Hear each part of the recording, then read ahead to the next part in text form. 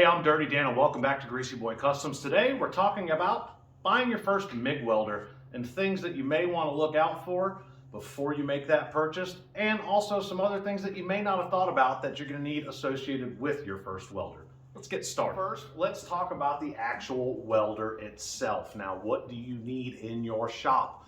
Are you a beginner and you're just doing small metal jobs, maybe stuff under 1/8 inch? Then a 110 setup is going to be great for you. This plugs into a regular outlet. There's no additional wiring required. You just need to look in your breaker for that circuit and make sure that it's going to handle the rated load that this is going to put out amperage wise, so you're not popping your breaker or burning up anything. Now, this welder is capable of handling up to 1/8 inch steel with gas solid wire and a little bit thicker with flux core wire. So do you need flux core or do you need gas? Well, that's a personal choice. There's also a cost difference there as well. With solid wire, you're running gas. As you can see, the gas bottle on the back, that's a 75-25 mix. If you're running flux core, you don't need the gas. However, running solid wire with the gas typically results in a better weld. And if you start off with flux core, you're going to find yourself wanting to switch over to gas pretty quickly. So we're going to talk about starting off with gas. Now, let's talk about the cost of the initial welder, gas, and cart setup, and then we'll move on to safety equipment. This welder was around $400, purchased through Eastwood. This is their MIG 140 unit. It's a really nice setup. You can run 2 different size spools of wire on here, which is nice, and you can also run 2 different diameters of wire, 023 and 030, which is great if you're doing more than one type of welding project. It gives you a little more versatility. So we're about $400 for the welder. Now the carts can vary depending on what you want. This is a generic Amazon one. I think $80 for this cart. Not bad. You can find other ones cheaper. You can find some a little bit more. So we're just going to call it $100 for a cart. Next thing we need to talk about is the gas. Now, the gas can be kind of expensive. This particular bottle here is about $240 to purchase this bottle full. Now, once you purchase that bottle full, when you go to do your refills are going to be anywhere from $30 to $50, depending on your area and your supplier and what type of gas you're running. There are larger and smaller bottles. You may want to start off with a smaller bottle to get started, and if you find you're running out of gas too quickly, then you can turn that bottle in and upgrade to a larger one. Now let's talk about some other things you're going to need for your welder itself. One thing people may not think about is what we refer to as consumables.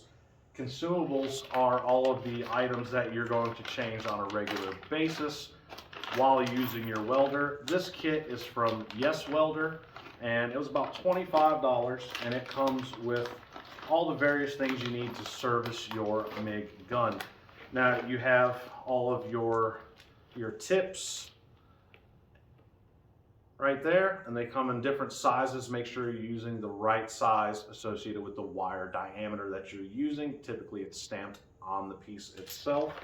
This is something definitely good to have. If you burn up or damage a tip, it's nice to not have to go to the store and have those things there. Now, as far as safety equipment goes, it's really important. You're going to need those things. For starters, make sure you have a good pair of safety glasses for when you're cutting and grinding and setting up for your project. Spend a couple extra dollars on some decent ones. You're also going to need some lenses and a hood. Now, the hoods vary. You can get these anywhere from $40 on up to $1,000 if you really want to get crazy. A good entry-level auto dark hood is going to run you $80 to $150, so we're just going to call it about $100 for a decent starter hood. You also want to make sure you get replacement lens covers rather, for your hood, just to make sure that you always have the best view that you can. There are a lot of different options out there, and as you progress through your skill, you'll decide what works best for you. You're also going to need some good gloves. I got some nice thick ones here, and we've got some regular work gloves. And then we've also got smaller gloves here. These are a little less bulky. They fit your hand a little bit better. The only downside is they're not as thick, so if you're doing a lot of heavy welding, they're, maybe not going to hold up the way you want. A lot of guys, when they're using TIG, use gloves like these because they're feeding wire, and they've got to have that feel. Another thing you might want to look at is these little skull caps. These are pretty inexpensive, only a couple dollars each, and they fit over your head. So while you have your hood on, the top of your head is protected. Now, if you're like me and you have a little bit of thin area on the back of your head, you definitely want to protect that because it burns easy. You don't want to set your hair on fire either. Nobody likes the smell of burning hair. Now, as far as your work attire, you're going to want to invest in a welding coat of some sort. This is a light duty thin one from Black Stallion. This runs anywhere from $20 to $40, depending on where you get it from. They do make full leather ones. While they work well, they are heavy and they get really hot during the summer. Typically when I'm welding out in the shop, I'm usually not wearing nice clothes. I'm usually wearing clothes that I know are going to get burn holes in them and possibly catch on fire. Don't catch on fire. Make sure you have a fire extinguisher handy. So the next thing you're going to need are tools. Now, just because you have the welder and you have the safety equipment doesn't mean you're exactly ready to weld.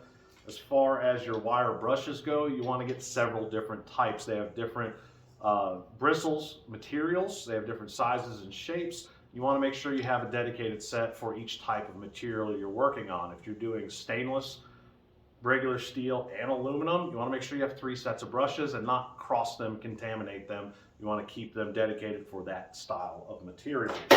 You're also going to need some MIG welder pliers. These are Irwin Vice Grip ones. They're pretty inexpensive, maybe about $20, $25. And these have plier spots on them with holes to take apart your MIG torch.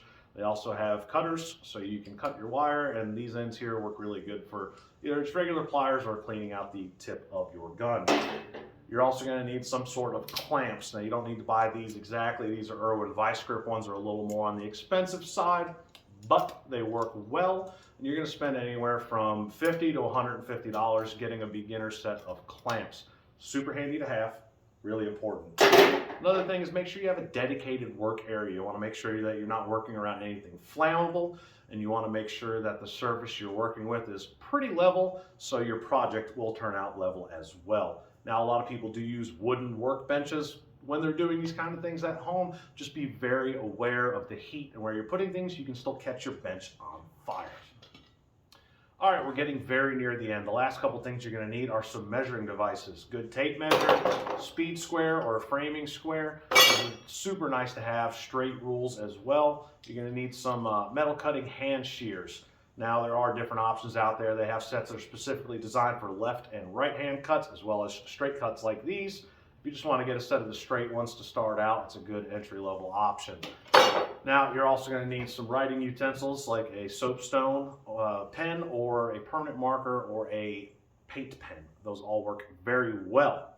So now we've got our total cost. We're roughly $1,000 in. Now, this is going to, again, vary depending on where you're at, what equipment you buy. If you're buying used equipment and you're unaware of what you are looking at with this used equipment, make sure you find somebody who knows. Don't buy something you don't need or something that may not work for your situation.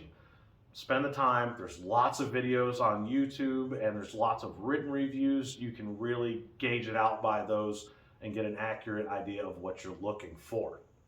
So, if you have any questions about any of the products I used, or if you yourself are an experienced welder or a new welder and you have any tips, tricks, or advice you would like to pass on to others, please leave it in the comments below. Any advice is helpful. Any tips or tricks may make somebody's day a little bit easier. And until next time, happy hot rodding.